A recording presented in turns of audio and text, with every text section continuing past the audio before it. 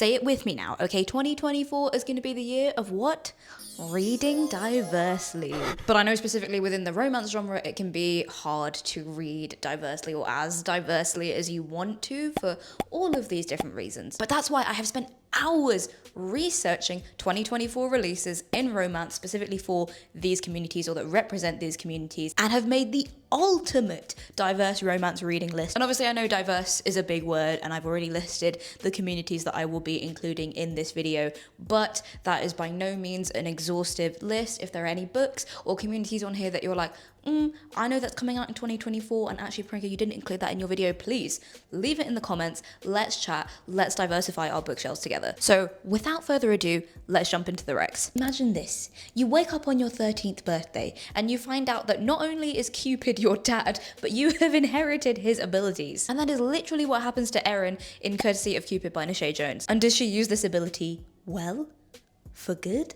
No, because she's 13. She wants to sabotage her rival for the presidency of the Multicultural Leadership Club, Trevor. And I think on Goodreads this was listed as YA/middle grade, and I'm not usually into anything that's younger than YA, but with the premise this good, I was like, I have to read this. Next we have The Secret Book Club by Shauna Robinson. With this one, the publishing industry really said, oh, you like books? Well, how about a book set in a bookstore with a bookworm protagonist who starts the bookish version of a fight club, an underground book club, in order to sell the books that have been banned in this bookstore because she took it over for a friend. And of course, she starts to fall for one of the citizens of this town / members of the book club, Malcolm. And so this is sort of like Animal Crossing, Stardew Valley, moving to a new town, but then also like a bookish fight club. And to round off the section, we have The Only Black Girl in the Room by Alex Travis. Now, chances are, if you read diversely, you have had the experience of walking into a room and looking around and being like, oh shit, I'm the only person of color in this room. What the fuck do I do now? So from the title alone, I was like, this is relatable content. Because the protagonist, Genevieve, despite being an aspiring 25-year-old reporter and having worked at her company for 4 years, is currently stuck doing sensitivity reads for the white employees. So she jumps at the chance to go to the new CEO's gala as part of an assignment, except the new CEO is her ex, Jude. But after their encounter, he actually asks her to write the first ever authorized profile on him. But the question is, of course, how will she manage writing this article and also balancing the tea of work and the drama of the workplace and also have feelings for him? We shall see. First up in this section is The Truth According to Ember by Danica Nova. I am so excited for this already because it will actually be my first Indigenous romance, which, hello, publishing, we need to do better. So this book is a workplace romance between two fellow natives, Ember and Danua. Now, normally I don't think that workplace romances could work. However, the reason I think this one does sound plausible is because I have personally been in environments where you see like another person of color across the room and you're like, instant solidarity. You feel me, you feel my struggle. So I can understand that developing into a romantic connection. So they start dating, but they're not meant to because their workplace has a no dating policy, and they go on a work trip together and some scheming blackmailing colleagues threaten to expose their relationship. And I think the other thing that I found really interesting when I was researching this book is that when the copy tells you the plot of the relationship, as in like it's not about the build up to that relationship, you know there's going to be some piping hot tea, there's going to be some relationship drama, which I'm here for.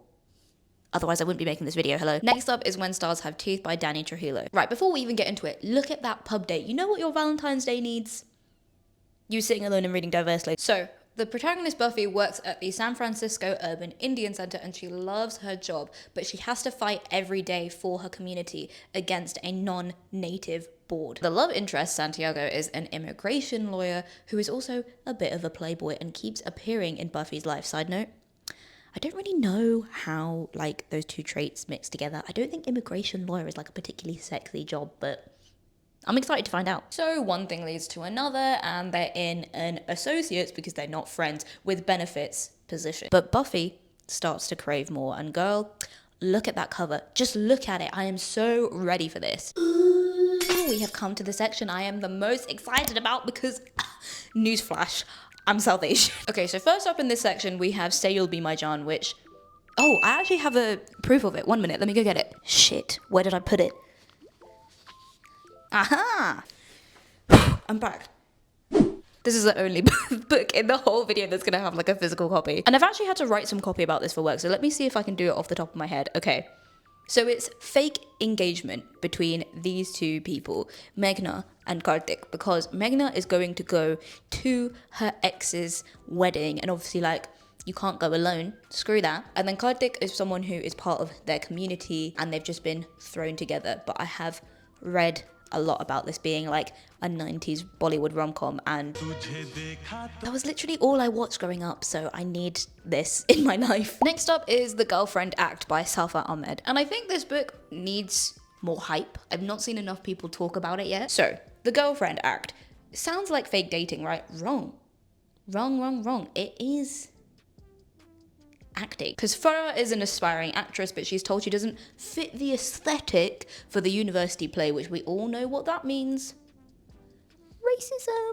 And she meets the Tragedies, who are a group of similarly rejected theatre kids. And they are going to put on a play and make themselves an opportunity to perform. But the catch is that the recently disgraced ex-childhood star Zayan is going to be a part of this, because he is going to fund the production and also play the romantic lead. And of course, some brown Nepo baby boy has got to be involved somehow, but I'm still very excited to see how this plays out. Hopefully he'll redeem himself. Finally, for this section, we have Stay With My Heart by Tashi Bhuyan. If you were an emo teen like me and you were part of the Bandom Tumblr era, get ready to relive the trauma, relive the youth.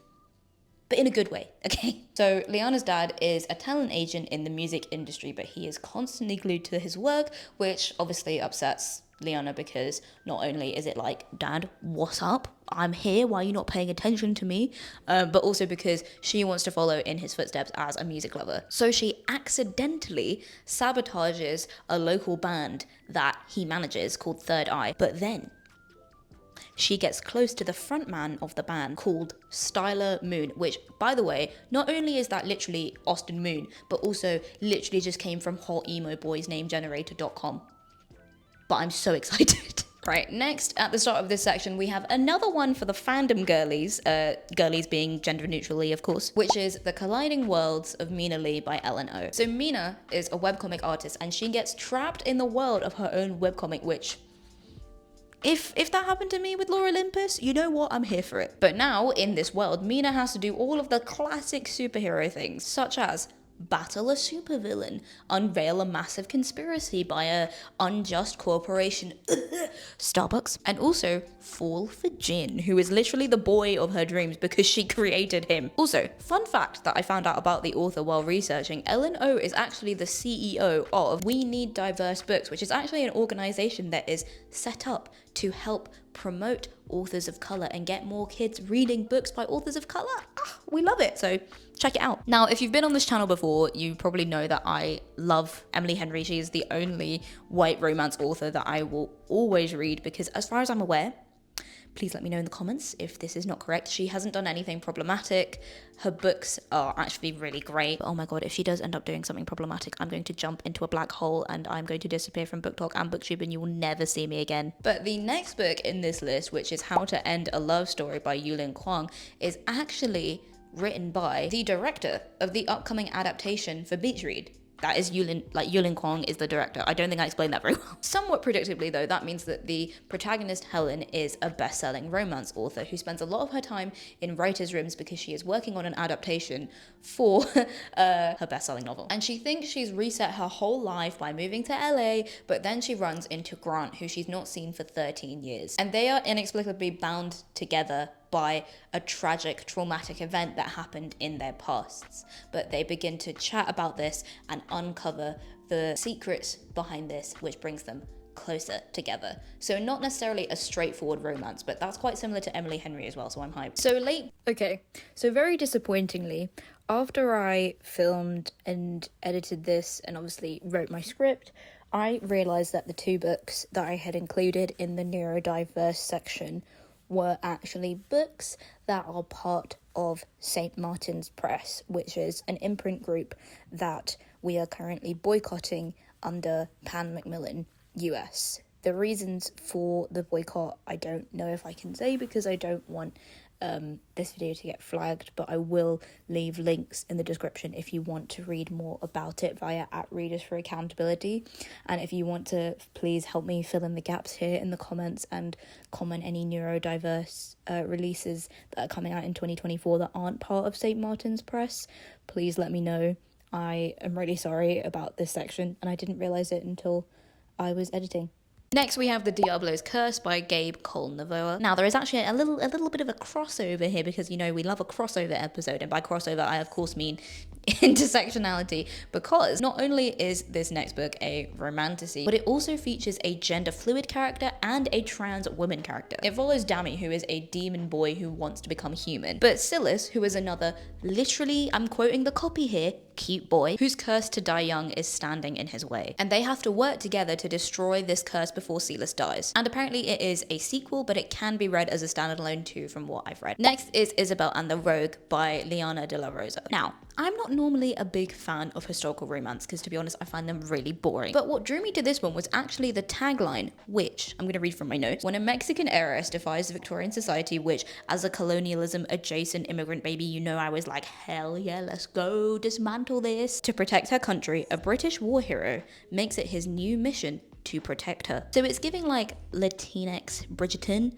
but with less sexy B scenes, because I think that is a traumatic experience that none of us need to re-experience, and with more dismantling of colonial British systems, which I'm all here for. Right, this section is going to have the most books, and I don't want to make this video like a million hours long, so we're going to do a rapid fire lightning round. But to be fair, if a very long video of book recs is something that you want, let me know in the comments. Let's go. First up, we have Icarus by Kate Ankrum, which is a contemporary retelling of the story of Icarus, so it's set in the modern day, and Icarus is a thief who falls in love with Helios, who is the son of the man that he is stealing from. Next is The Palace of Eros by Cara de Robertis, which is another Greek myth retelling, but not reimagining, because it's still the myth, like it's set within that time period, and it's like a feminist retelling of the myth of Psyche and Eros, except Eros is a non-binary deity. Most Ardently, which is written by the same author of The Diablo's Curse, which I only realized halfway through writing the script, and it is a trans and queer Pride and Prejudice retelling. Don't Be a Drag by Sky Quinlan is next, and it's where two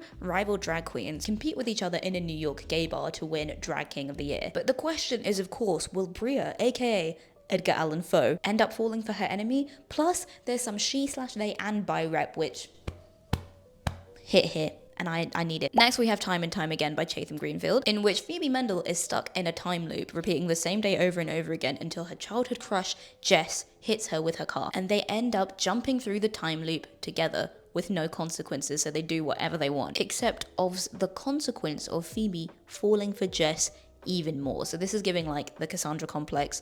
If you haven't watched my video about that, is here. But YA and queer. I Shall Never Fall in Love by Harry Connor is a graphic novel set in the Regency period, and it follows two friends trying to figure out what they're doing with their lives, as well as their queer/trans identities together. And finally, we are ending on a high with Ronnie Chowdhury Must Die by Adiba Jadigar, who is one of my favorite authors. And this is another crossover, and of course, again, by crossover, I mean intersectional moment, because both protagonists are Bangladeshi and queer. This book is a dual POV where two ex-best friends realize they have been dating the same guy named Zach, and they decide to take him down together so he doesn't get into the Young Scientist exhibition. But of course, what about them? Oh, so there we have it, the ultimate list of diverse reading recs for 2024. If you like this video, I think you'll like any of my other many highly specific book recommendations videos. Like I said though, this is by no means an exhaustive list, and all of this has been based on my personal preferences. So if you have any books that you were like, oh, that wasn't on here, or what about this community, please leave them in the comments, because I want this space on YouTube and my TikTok channels to be open spaces where we are focusing on reading diversely. Or you can also let me know which of these you are most excited to read. As you could see, for me, anything with an emo boy, I'm there. And as always, I hope you're having a lovely day, and I will see you over there in the next video. Bye.